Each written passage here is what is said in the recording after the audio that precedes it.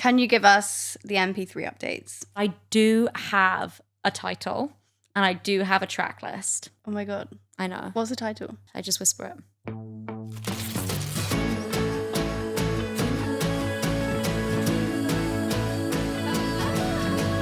Hello everybody and welcome back to Twinhood. My name is Maisie Peters and this is Ellen. Woo! Bish, where have you been? I know. What have we done? I know, a lot has been happening since we last sat on the sofa. Oh my goody God. Where to even begin? Where to even begin? Well, I guess, you know, the episodes have come out. I know. We're now shared. live. The people are watching. The people are listening. How does that make you feel? You know what? I thought like once I was a podcast star, like everything would just like fall into place. Like I like just have this new aura about me. And I come here sitting here with Is that 9 nails on 10 fingers? 1, 2, 3, 4, 5, 6, 7, 8. 8 nails. Sunglasses because I haven't washed my hair in like 8 days. I was wondering why the sunglasses were up there. Yeah, they're just, you know, doing their thing. Decoy. Oh, and let's not forget, when was the last time we went to PT? Oh, it's a bit embarrassing. It's been a few weeks. Yeah, it's not been good. It's giving when I have my hyperfixations and like I rediscovered that I used to have a gym Instagram account. I know, we were looking at it the other day. Elle's Fitness and Food. And I could barely get myself to the gym once. How the mighty fall. How the turntable. I really, really wish I wasn't one of those bitches that as soon as she has, oh my God, no, what if this is a hyperfixation? What, the podcast? No, Queen, this isn't hyperfixation. No, this is forever kind of thing. This is forever. No, but on a real, we have gone back. So we've gone back. We had to do the walk of averted. shame back to our personal trainer. We've just been on holiday. We've just been living life. We've been chilling. Living that life on Dutch. A few days ago, was walking through London Fields. And sorry, this will become relevant, but I was walking through London Fields and it was a lovely day and I'm just walking along and suddenly the most gorgeous, gorgeous man on a bike, he like parks right next to me and he's London topless Fields. And he's sexy. And then he goes, girl, I just want to say, I love your podcast. And that's the noise I made back and he cycled off. Oh my God. How does that make you feel? East London cool. Jealous. Yeah, I know. I always get the sexies coming up to me in public. And here is me thinking like we were ugly bugly and not cool enough for the East London coolies. No, it turns out we are. We're so cool. Man on the bike, if you're watching this, if you're listening to this, you are so sexy and gorgeous. I have a boyfriend. This is just a objective commentary. You are so sexy and gorgeous and cool. And like, I'm obsessed with you. And thank you for listening and making me feel like I'm cool too. Love. I mean, the most feedback I've had is my boyfriend's mum sends me a weekly voice note of just telling her favourite bits. Just saying how we are the best girls ever. Oh my God. Yeah, we saw her the other day and she really boosted my self-esteem. I can't lie. She's a fan. She's a big fan. Shout out. But it's funny because like people actually listen to us. I know, it's crazy, isn't it? Like I just kind of forget that this is not in fact our inner monologues. No. This is not in fact just us yapping on the sofa. I know. The girls are locked in. And like people find us like kind of funny, which is just... Dare I say? Potentially? You know, but you know, the good has come with the bad. You have experienced your first amount of hate comments. Yeah. Which was not my first time in stand-up. But do you want to know what I asked you, like, when you got your first hate comments, I was always a bit worried. So I was like, oh, Ellen, like, you know, how do you feel about your hate comments? Just wait. Because I actually wrote down what you said. You went, did you see my hate comment? I went, yeah, like, what, how do you feel? And you were just went, they're so wrong. Thing is, the hate comment, and you know what? Maisie fully prepared me for this. Like, all of Maisie's management were like, you know, it's going to happen, and like, you've got to be like, it's going to be okay. I was like, no. I just won't get any. And then I got one being like, why is Ellen here? All we care about is Maisie. I was like, excuse me. I was a comment on one of our videos saying she looks like Sue from Outnumbered. It had 2,000 likes. It had so many likes. Thing is, when I saw that, I wasn't with Maisie, and I can't lie, a laugh did come out of my mouth. I have to check how many likes. I wasn't sure if you'd hate that or love that because I mean, No, she's a beautiful woman, but I'm pretty sure she's at least mid-40s in Outnumbered. you know what, guys? It's not a coincidence that Maisie hasn't worn a striped t-shirt since that episode. I was. Wait, hang on. Let me just check. She low-key looks like Sue from Outnumbered here. Ha ha. Not very funny, is it? Not very funny, is it, Emma? Do you see me laughing? It's got 2,058 likes. You know, the girlies are always going to find something. They're always going to find something. It's okay. It's okay. But we have had so many nice comments. We to be fair. have. We have been lucky girls. Like, there's been so many cute comments. I saw so many girls being like, I listen to this podcast every morning on the way to work. We've been brimming with love. But, you know, I've watched them all and I'm so awful at giving advice. Yeah, we'll notice how when you watch them back, it's always just Ellen yapping and then me going, so in conclusion, I'm always trying to conclude your thoughts. And it's not good because I've realised, like, I always try and make it about me. But I am going to, like, try and be a bit more, like, real. Like, I'm really going to, like, take it seriously. What? Giving advice to other people? Yeah. Yeah, that feels good. Yeah. Yeah. So, hate aside, we can't complain because we have been in our vacanza era. We have. We've been truly relaxing, you know, soaking up the sun. Well, some of us have been. Some of us look like they haven't left their bedroom in days. Fire. Some of us are like they've had a bath in Bondi Sands. So, what are you going to do about that? Sorry, not to make it about me again. But, shock horror. What a plot twist. Go on. Someone commented on one of my, like, pictures from, like, literally a year ago, being like, not the tan, like, dead face. I think, like, everyone knows me from, like, back when we did, like, the Save Your Summer. You know, when I was in my fake tan era. Yeah, you had a lot of fake tan. Yeah, and you never tanned. So I was just this orange thing next to me. It wasn't giving demure. So I was on vacanza. I went to... God, I went everywhere. You've been out and about. I went to Spain where oh my God, I've just remembered where I got conned with the Labubu. You were ahead of your time. I got conned for some Labubus. I really thought I'd hit the jackpot. And how much did you pay for them? Like £15. Each? Yeah. But you know what? It was worth it just for like the suspense and opening the box. To see if... So you didn't know if they were real or not till you opened the box? Well, I thought they were real. And then I looked at the feet. And then it was giving major Lafufu. Lafufu. Is it bad? This is a confession. I don't know what Labubu is. I mean, it's like Pop Mart. It's very K-pop. And they're little soft toys and people are putting them on their bags. Yeah. People are putting them on like their Hermes bags. Wow. But would you put one on your Hermes bag? Well, I don't Would you have put that. it on your Coach bag?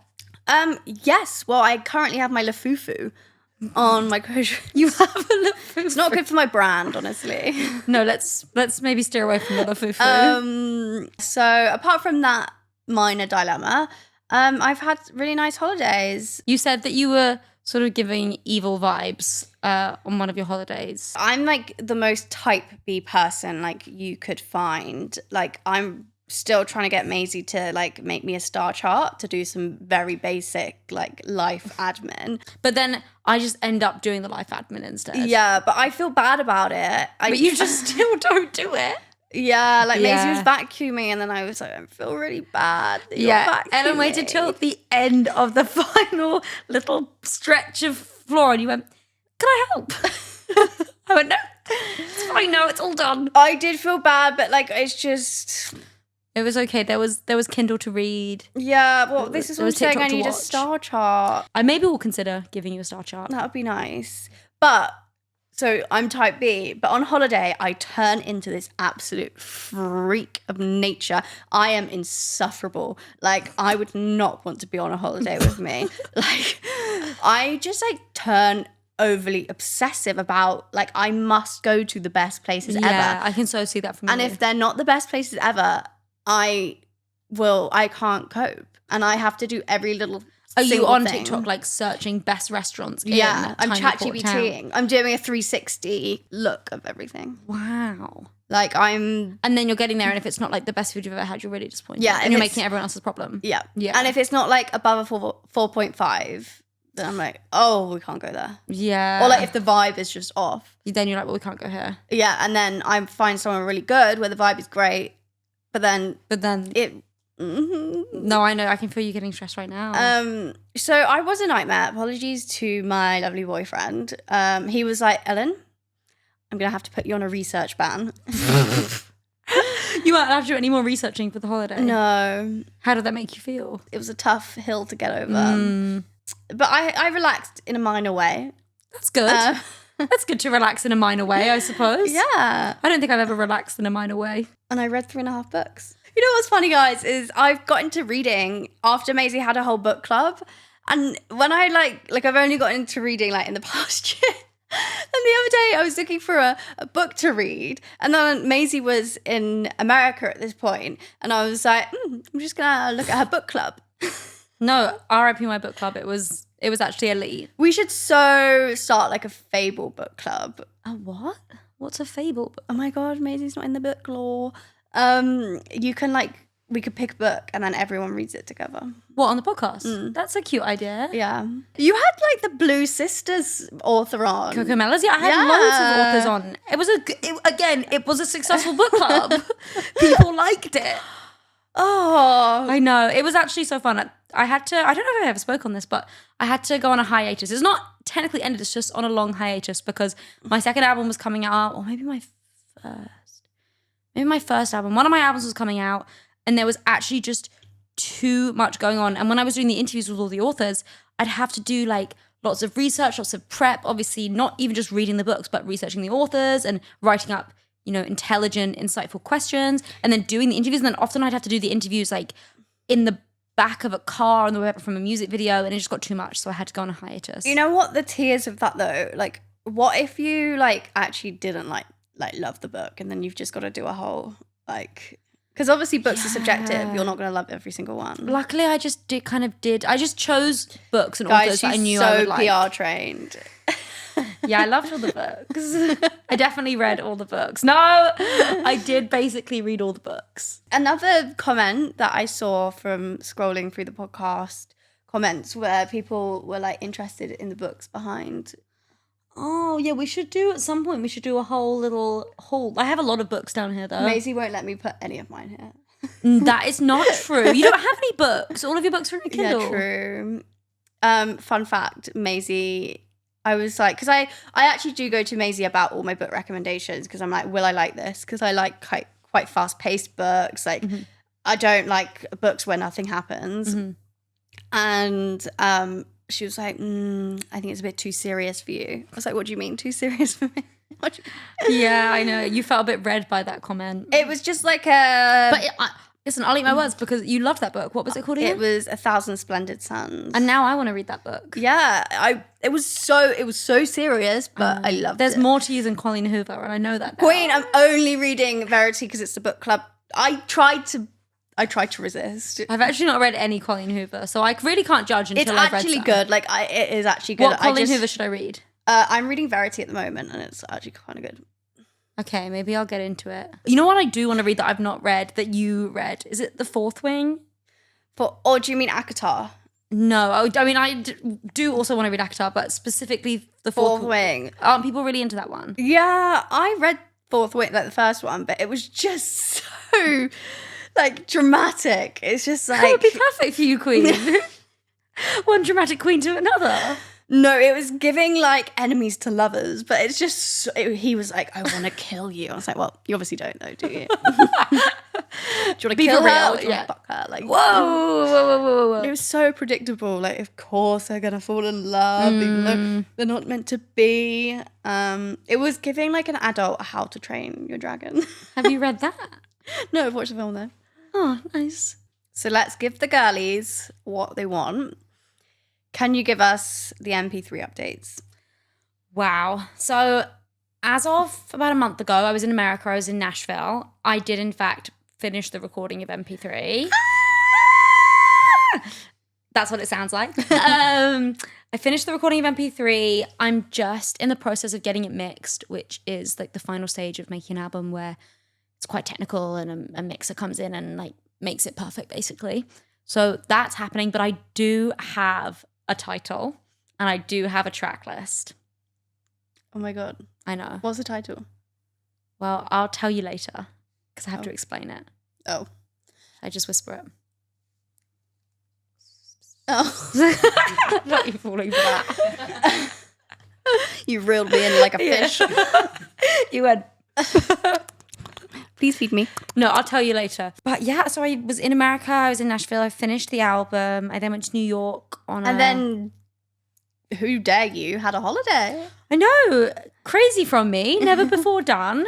But I went to New York, saw some friends, was a mysterious girl, walked around the Met, walked around Central Park, did some more mysterious girling. See, I bet you're not a research queen on holiday. No, I'm not a research queen, but sometimes it really bites you in the ass because you just end up in the most random places.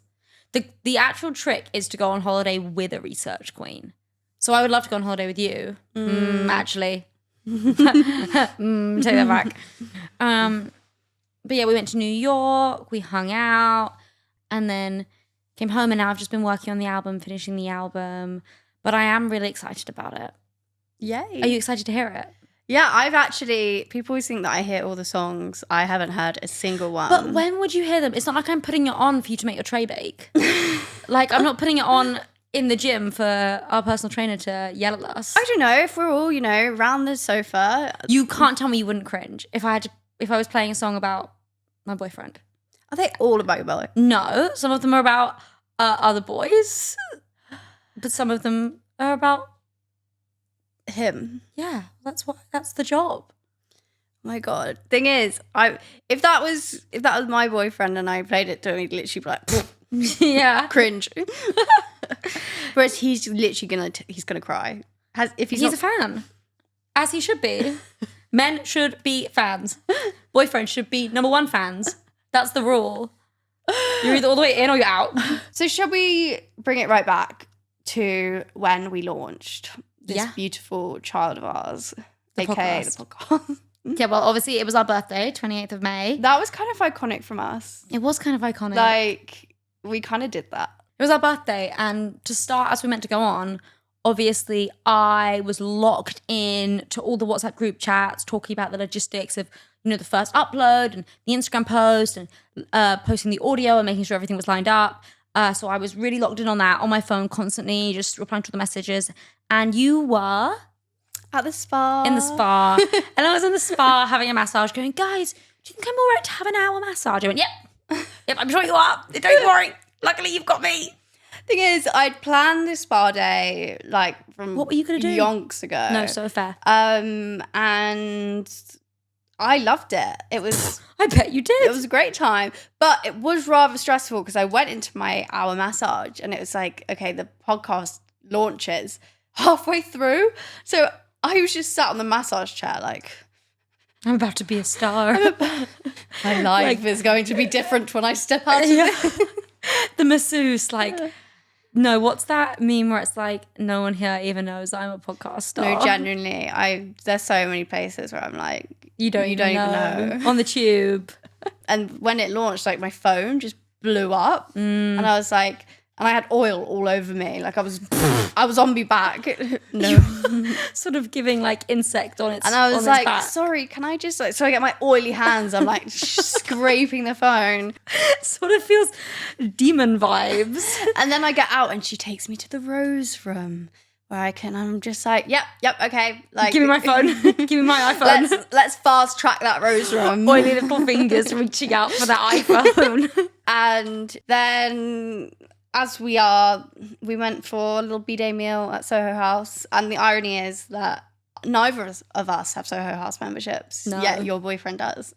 I know. As I said, the star. Yeah, truly the star. Literally the star. I publicly would be like, Soho House, it's kind of pretentious. There's so many cool indie spots in the city to go to. But you know what?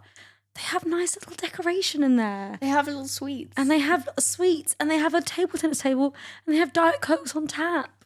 It's so good. It's kind of good. Bury me in Soho House. Yeah. I would if I could. Yeah, maybe one day. Okay, so it's time for your dilemmas. We've received a lot of great ones. So we're going to both pick a few and do our best to give you some useful advice. So there was one that I really gravitated towards. I felt very seen, heard. I felt very emotionally connected to this one. It's Gigi. They've gone, my current biggest dilemma is my driver's test. I've failed twice. I know Maisie can relate. So I would love some advice. I'd also like to say how excited I am for the podcast and arrived amazing and save you psycho summer. Thanks, girl. So where do I even begin with my driving test trauma? Girl, I did my driving test 3 times with 3 different driving instructors over 3 years. 3 years. You know it was bad when you almost, like if you hadn't have passed when you did, you'd have had to redone your theory. Oh, it's so brutal to think about. I'll never forget my first driver's test. My first one, I will never forget, where I was really nervous. And by this point, I was on my second driving instructor, my second year. And I did drive the car out the test center, fail within the first 5 minutes, have to drive the car back into the test center. She didn't even let me get on the road. I failed at the roundabout. I mean, to be fair, I did cause a minor traffic collision on the roundabout, but I did still think it was a bit unfair. I think they are like the most stressful. Did you pass first time? No, I passed second.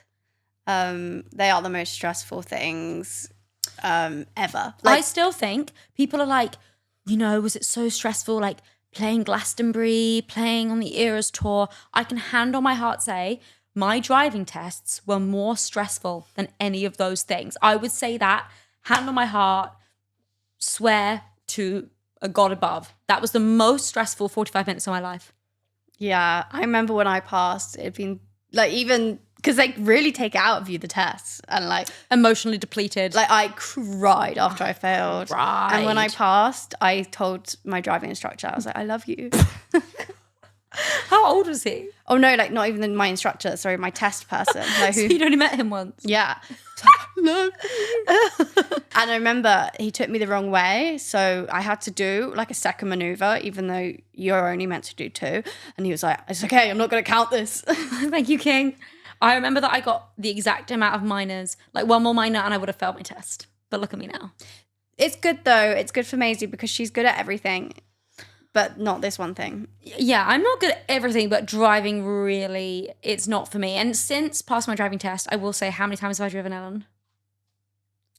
Like honestly, twice. Like maybe twice. Both you've had to have some. And I'm clutching those brakes the whole time.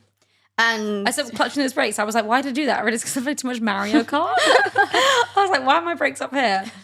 No, it's not fun. And ask me how many times I've driven on a motorway. None. None. Big fat 0.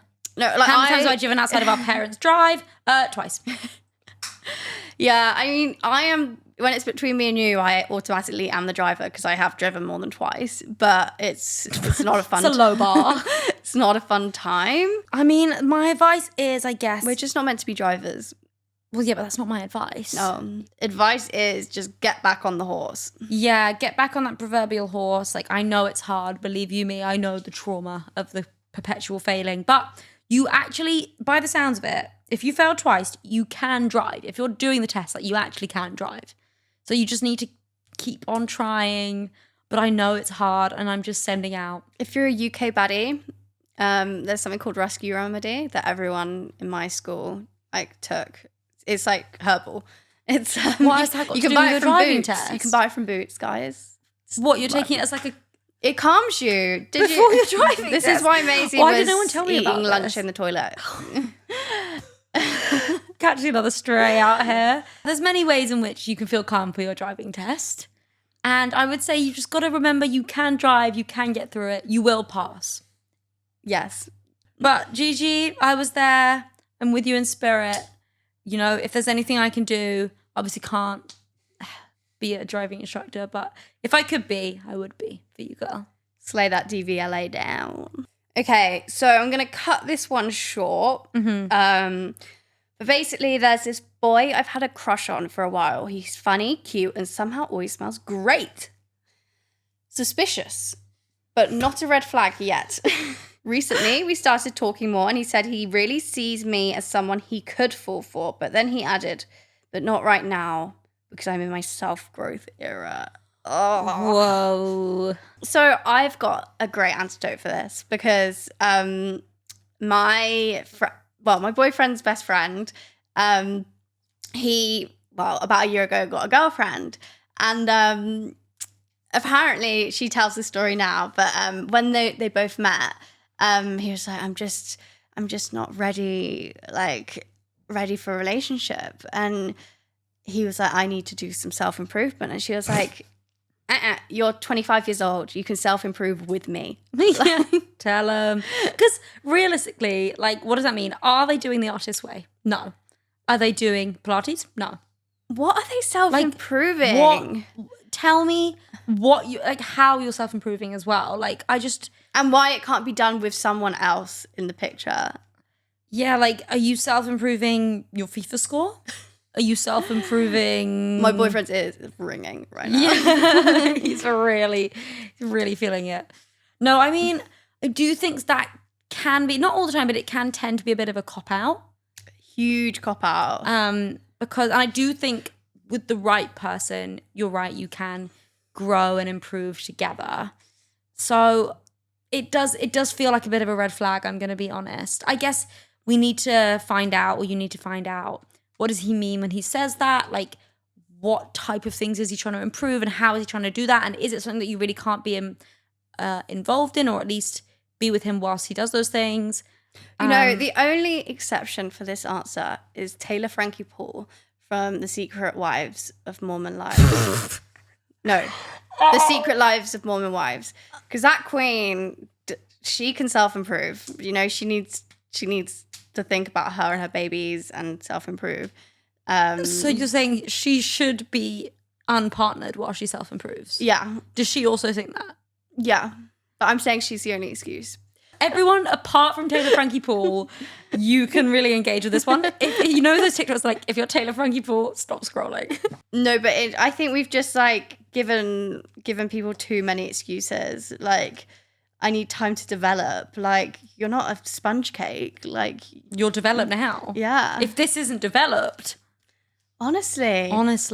I also feel like the right person you'll be on the journey together. That's lovely, Ellen. Do you feel like you're on the journey together? Yes. Of self-development? Well, I feel like I was a little angry rat before I met my beloved. Mm-hmm. And I actually think you can develop more with someone else, because you've got to be, like, liable for someone else and think about someone else's feelings and how what you do and say affects them. So if anything, I've developed more. Yeah. Big time developed. So I guess it feels a bit like a red flag. I would definitely push some more, ask some more questions, try and get to the bottom of what he means specifically when he says that. But I do think it's a red flag. I also just think, like, be a bit pushy. Be like, why? Great. Okay. Why? Why? That's Ellen's piece of advice. Okay, this is a crazy one. You ready? I'm ready. I have a secret I'd like to share with you both. Maisie's music has gotten me through breakups, but my most recent heartbreak can't be healed through song. I decided I need some revenge. I have been wronged by a man and not received an apology. This man works in an industry that requires him to pick up his phone no matter the number. Don't worry, not an important job like a doctor. He could never amount to that. Already iconic. I have purchased £3 of a random assortment of keys, about 120 keys, and enough keychains to attach to them that have a place to write a phone number. I am writing his phone number on them, attaching them to the keys, and my friends and I are leaving them all across our city. I'm pretty sure there will be no way to track this back to me. The one downside is that I don't have any contact with him, so I won't get to hear about if I'm successful or not. Ultimately, though, I believe he will get what he deserves. Have you ever sought out revenge, or is best revenge just living life well? I'm planning on dropping about 60 sets of keys. Too much? Too little? Looking forward to your thoughts. Still jingling with satisfaction, the locksmith. I'm actually gagged. That is perfect. That is perfect. I think don't change a thing, Queen. No. Never change a thing. Never change a thing. You're perfect. Some people will think you're crazy, but not us. You're just free. We see you. I see you. I hear you. I love you.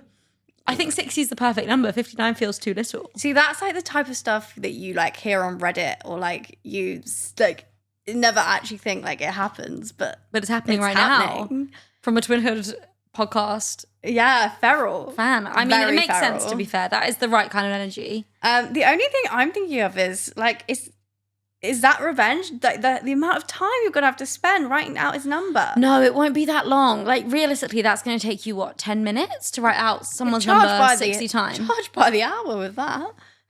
No, because it's only 10 minutes to do all of those.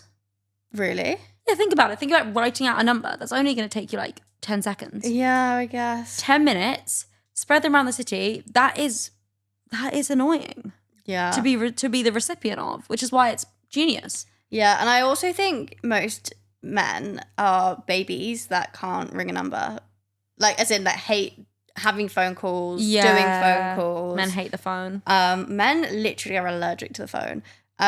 So he's just going to be an absolute pain.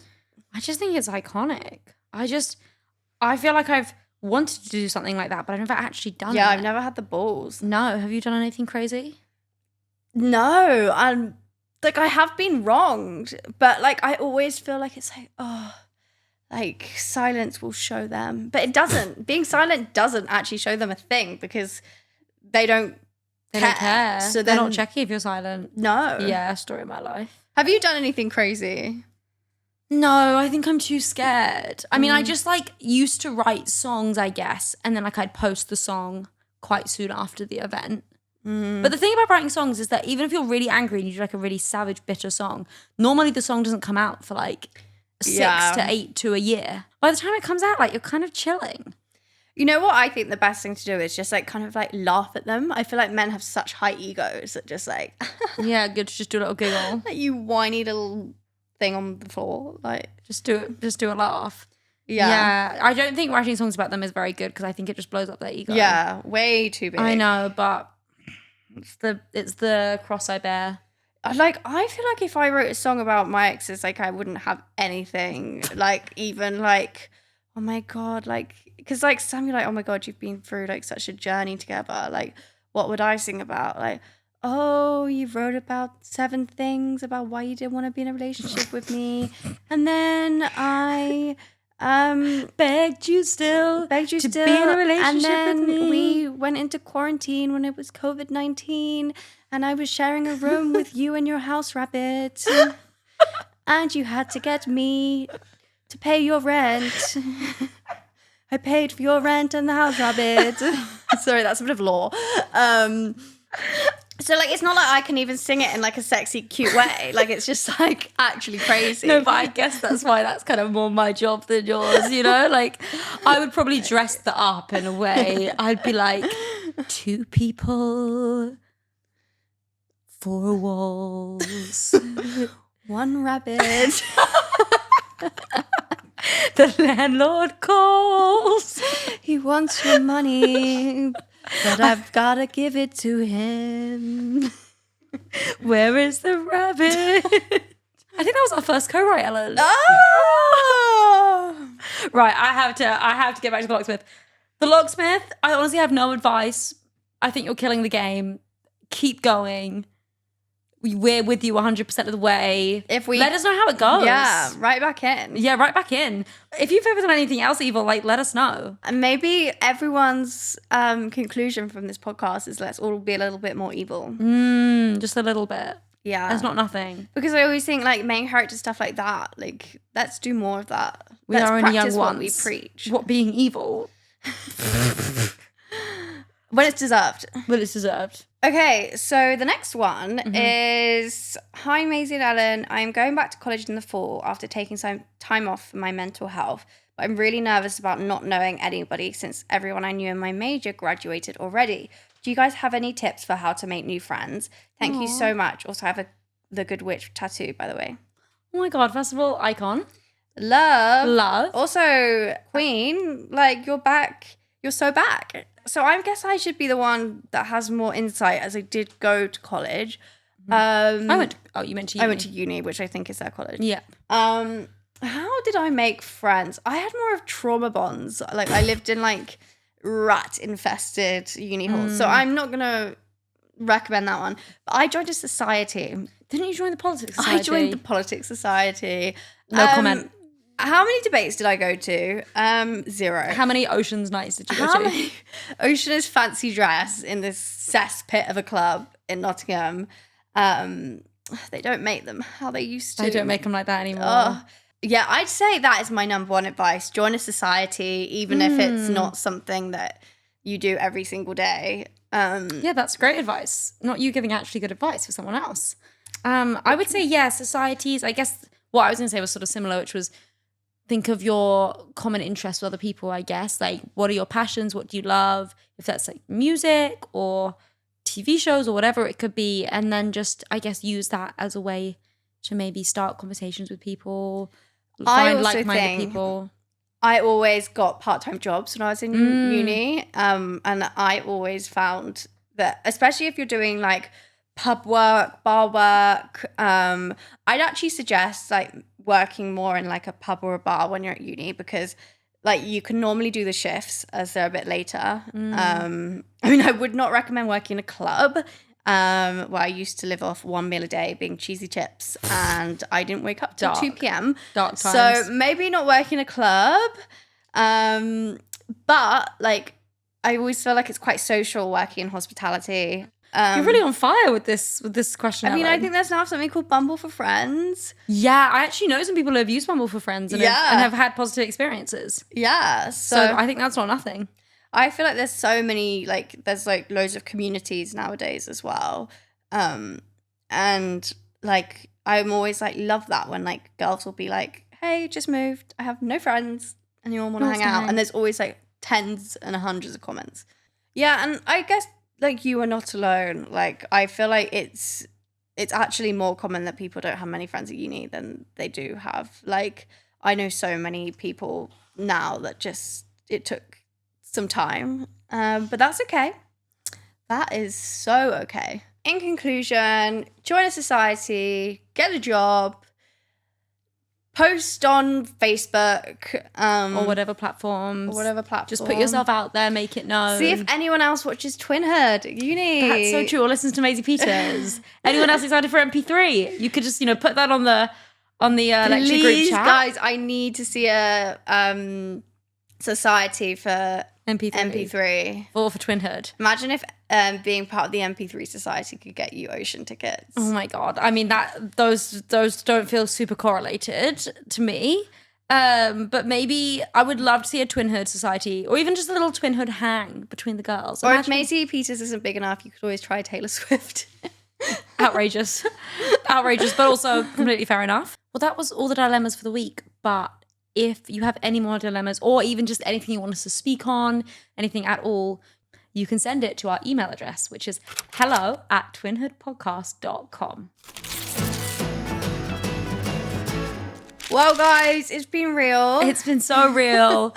We're so back. It's so back. Please let us know going forward. Now we're all connected. Now you can write in, you can leave comments. Like, I would love to know what you've enjoyed hearing about the most, what sections you love, like what you would want us to speak on.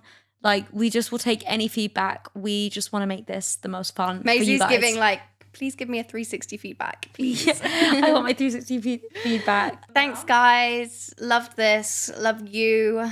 Love you. Love you. Oh. Bye. Bye.